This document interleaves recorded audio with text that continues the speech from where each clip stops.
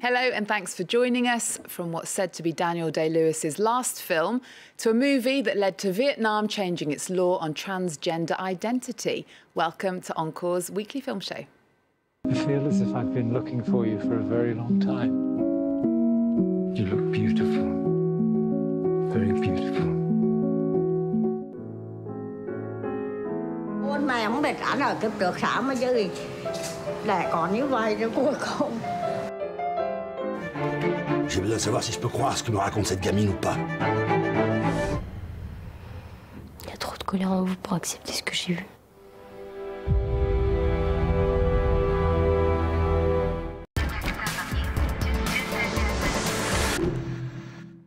And joining us for all that is our film critic Lisa Nesselson. Hello, Lisa. Hello. And we're starting with what Daniel Day-Lewis is saying is his last film, Paul Thomas Anderson's Phantom Thread. Is he going out on a strong note? Possibly the music of the spheres. I can't tell you precisely why, but this incredibly peculiar film is absolutely riveting.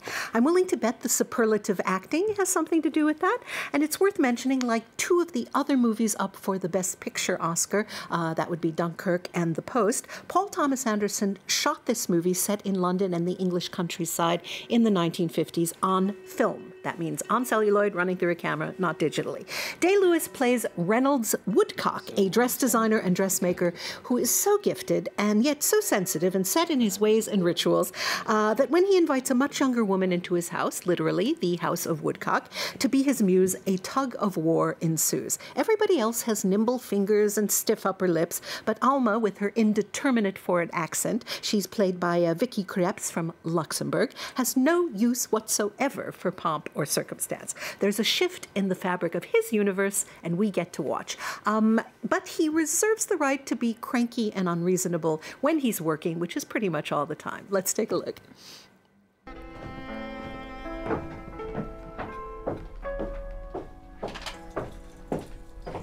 No, Alma, what are you doing? There's tea for you. Don't put the tray on the table, please. Just take it off. I didn't ask for tea. No, but... Take it out, please. Yes, I can take it out. It's a bit late now, isn't it? I'm taking it out. Yeah, but it's a bit late now, isn't it? But I'm taking it out. The tea is going out. The interruption is staying right here with me. They go cranky and unreasonable. Woodcock is very masculine, but he's surrounded by women. Who really has the power? That's a good question. Reynolds' sister, Cyril, brilliantly played by Leslie Manville, knows her brother's idiosyncrasies through and through. He relies on her. The wealthy, entitled women who are his customers put their figures literally in his hands. The invariably dowdy, mostly middle-aged women who do the actual sewing bring his creations to life. But it's Alma who finds a way to what he himself describes as his sour heart. She has things sewed up when he's feeling so-so.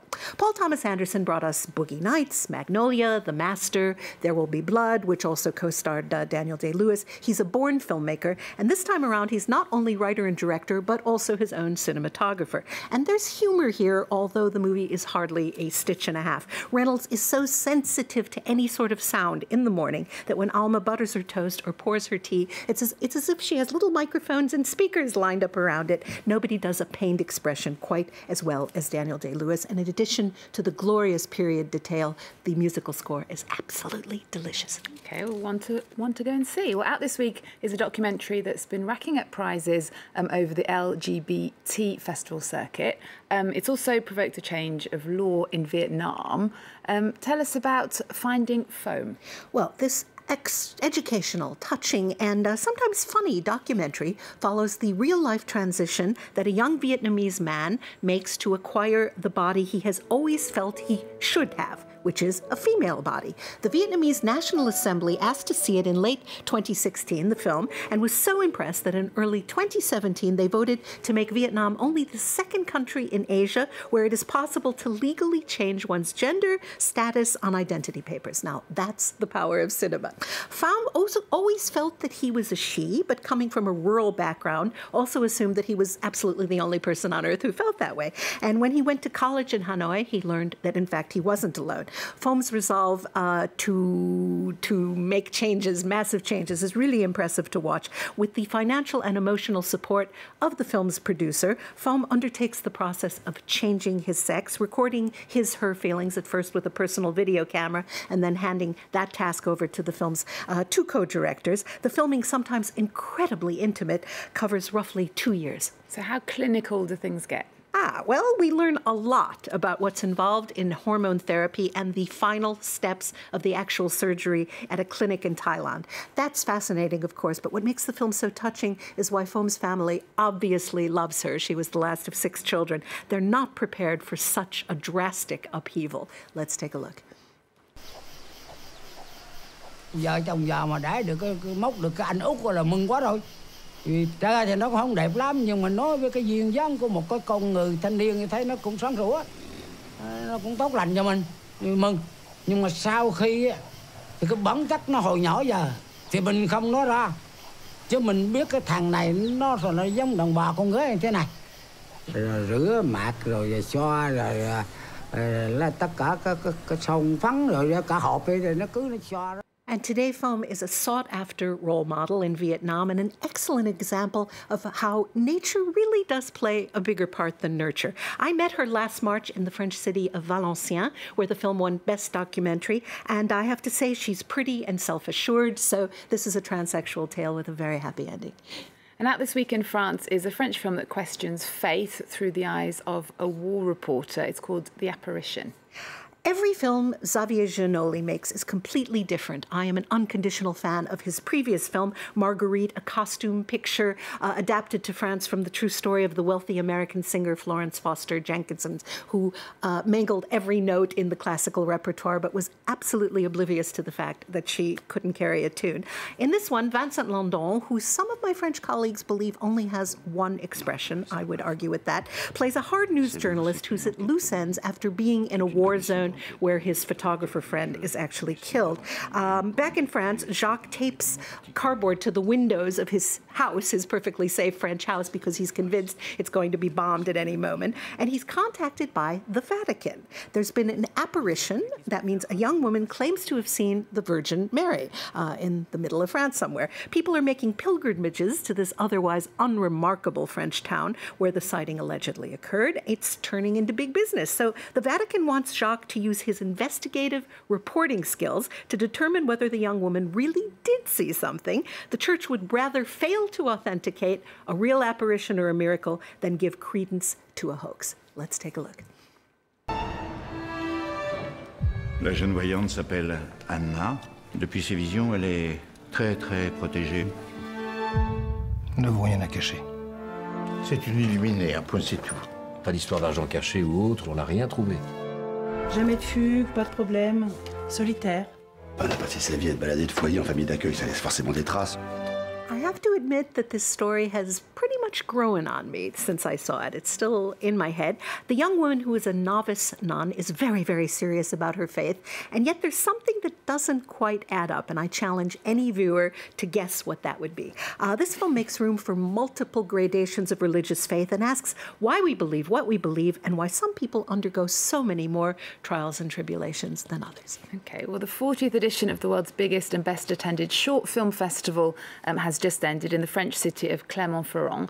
You made the trek for the 24th time. Why do you like this event so much? What makes you think I like it? The sheer scale of witnessing the friendly commotion when residents of a city with a student population of 35,000 drop absolutely everything to watch short films in 15 different venues from 10 in the morning until past midnight for 9 days straight. That's twice the number of people going to movies as there are in Sundance. The prospect of seeing new talent, countless actors and directors who are household names today, they got their start in a short film that was shown in Clermont-Ferrand. And there are 3 competitions, one for French films, an international one for films from all over the world, and the Labo section for absolutely unclassifiable, weird cinematic objects. I added up the prize money, and there's 24,500 euros. That's $115,000 handed out on closing night, which takes place in a superb auditorium with 1,700 seats. Demand is so high that they do the opening ceremony twice in a row and the closing ceremony 3 times in a row,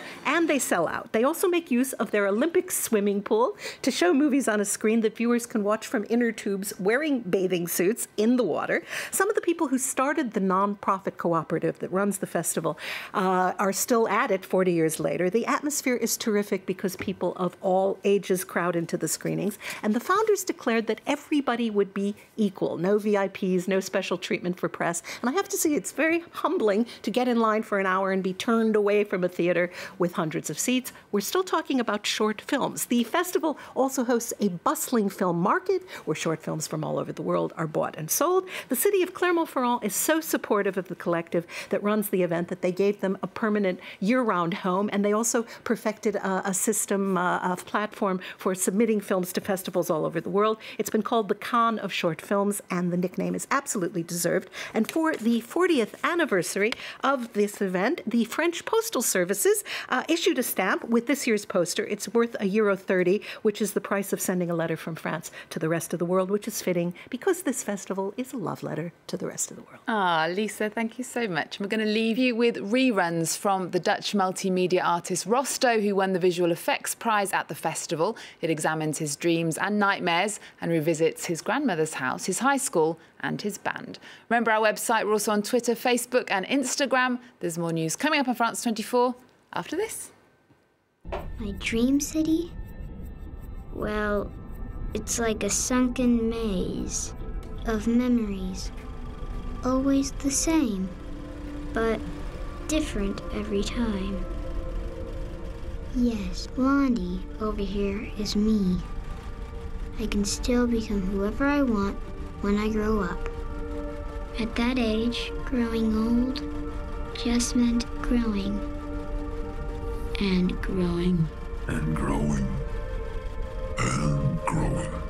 Until you are really old.